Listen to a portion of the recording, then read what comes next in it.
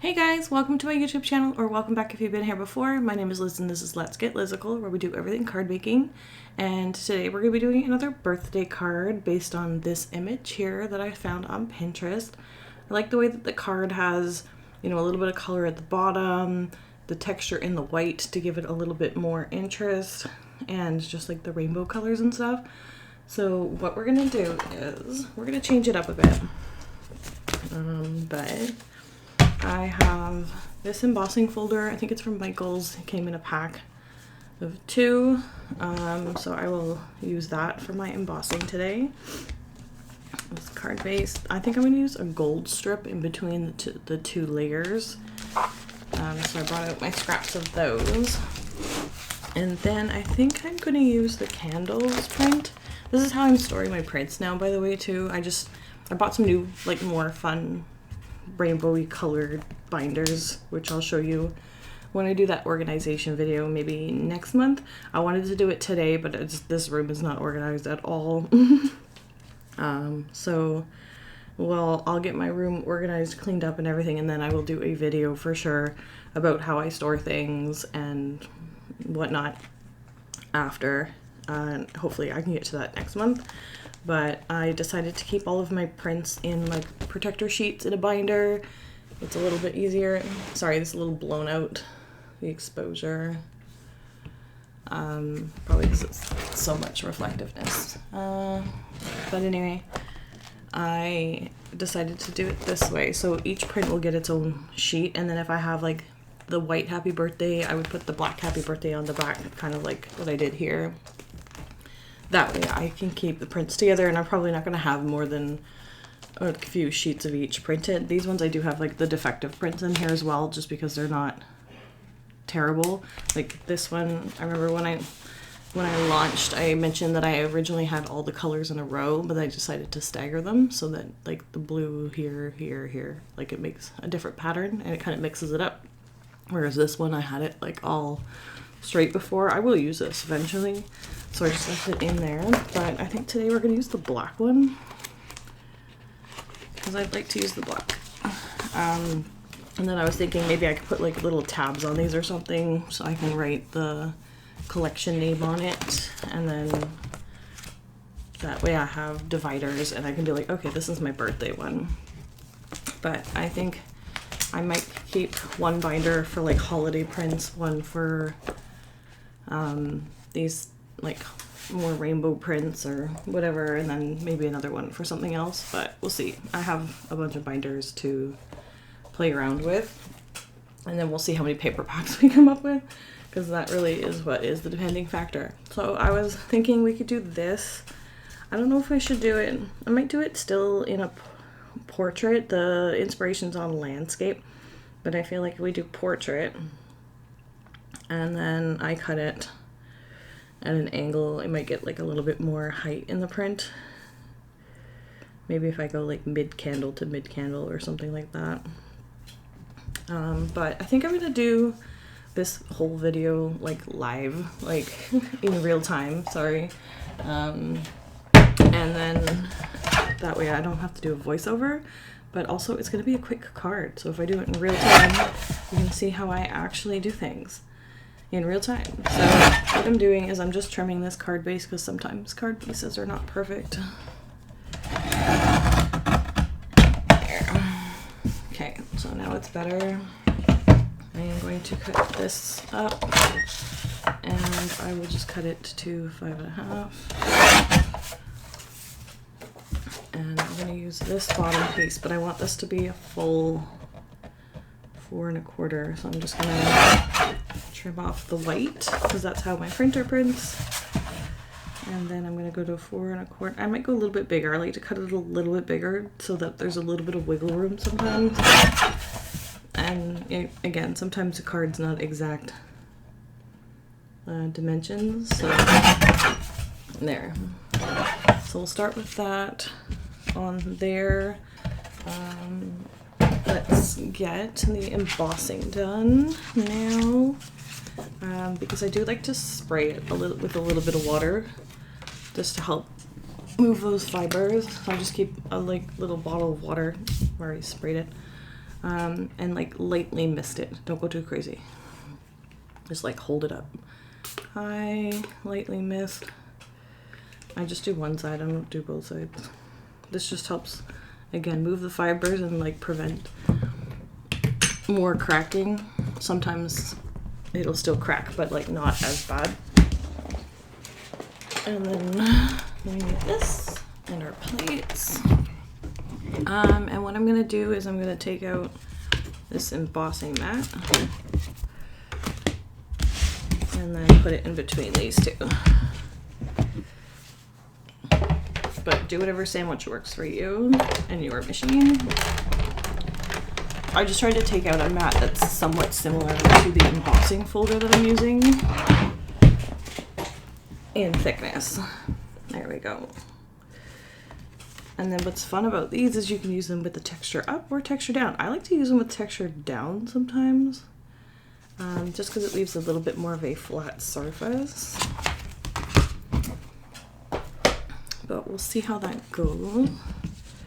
And then we're gonna need a sentiment. I have these pre-printed ones from before.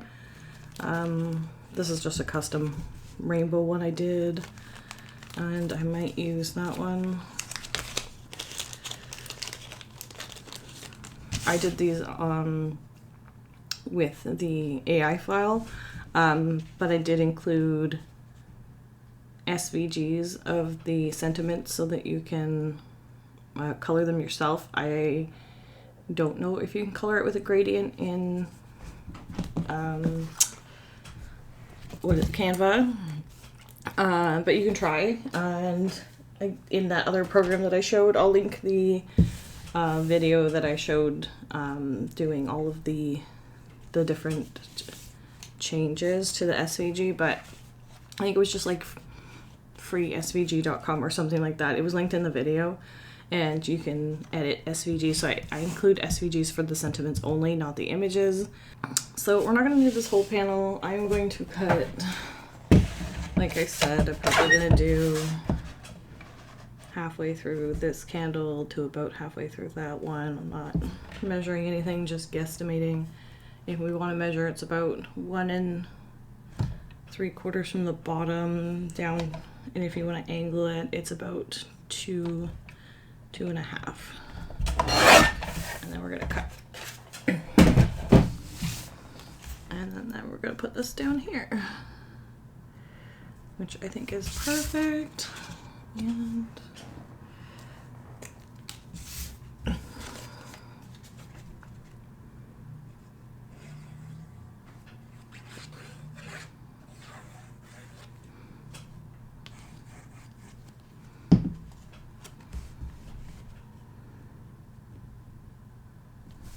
And I'm just going to line it up at the bottom and smooth it out.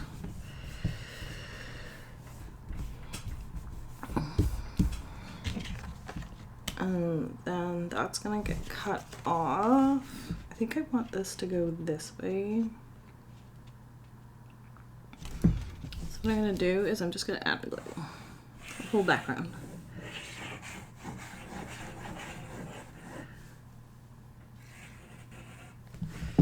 And then I'm just gonna slap it on. I just want to make sure it's on like the pretty much the same angle, so I'm just gonna move it around.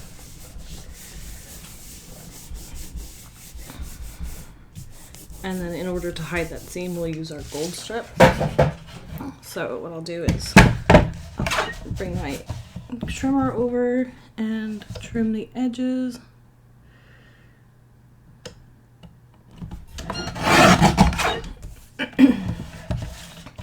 And be very careful when you're doing it against the like folding seam,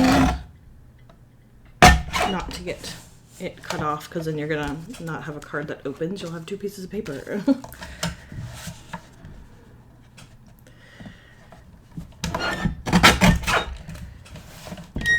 Okay, I think this card got a little twisted.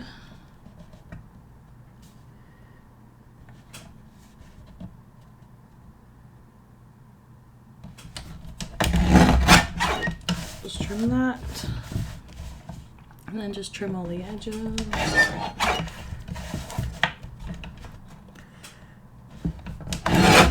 Okay. There we go. That's nice. And then for the strip,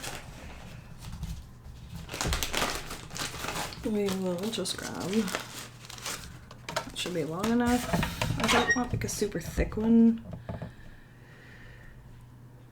Maybe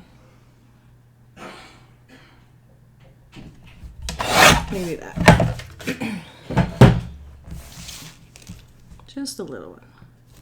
Not really into gold, but I like it sometimes. More of a silver person myself.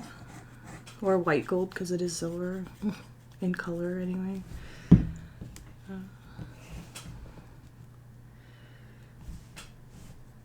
And then we'll just put that over the seam.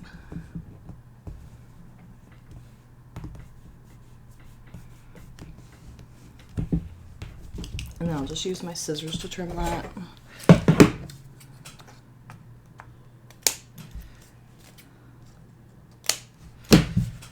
Okay, there's that. And then we'll just glue on our happy birthday.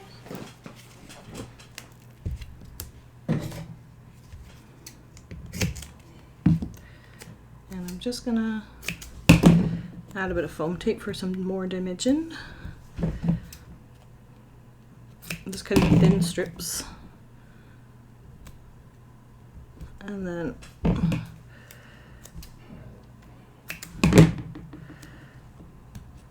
we'll put it on.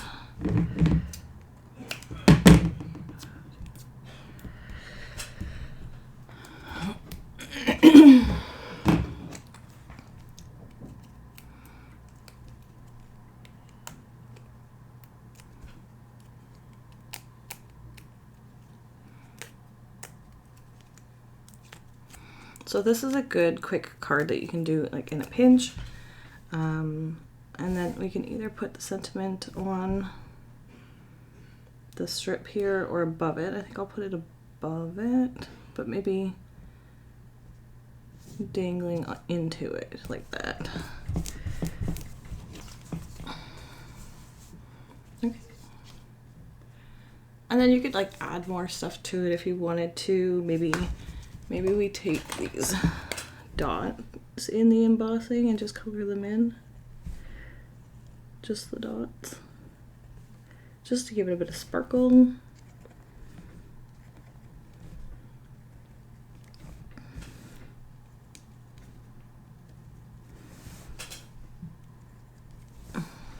And you can even go through these little, I don't know what you call these, like little streamers, I don't know.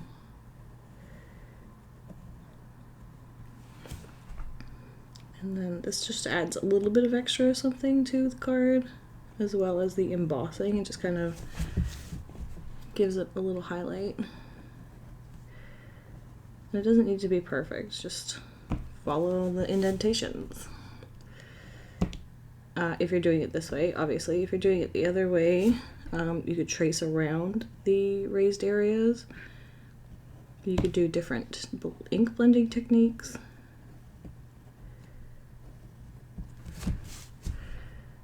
Or just leave it the way it was in the inspiration, but I kind of like that adds a little bit more pizzazz to it. Just making sure I get all these dots. Yep. Okay. So that is our card for today, guys. That took me about 10 minutes to put together, which is quick and simple. So you can definitely mass produce these. Maybe try to find something that you could, well, you could do it a different way. You could cut this panel. If you wanted to make it half and half, you could get like 2 panels out of it instead of the way I did. I pretty much wasted the rest of it. But if you wanted to, again, mass produce, you could cut them in the middle, or like just cut them this way and then cut it that way so that you have like opposite angles. Or cut it still lower like this, and then you could cut at least 2 of them out of here, and then you might have to like waste a little bit at the top. But you could definitely at least get like a few cards out of this, out of the one sheet of paper. If you're printing it so that it's borderless on your printer, if you have that option, then you get a full 8.5 by 11.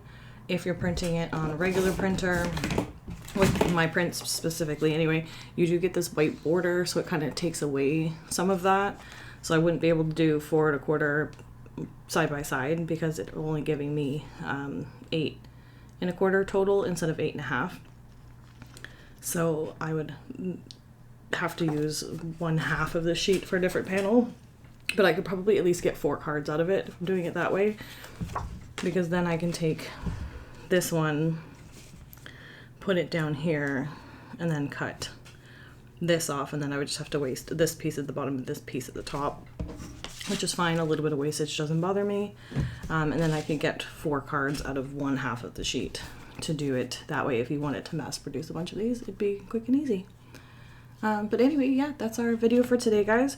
I hope you enjoyed this, you know, real-time version, and maybe we could do a few more at some point.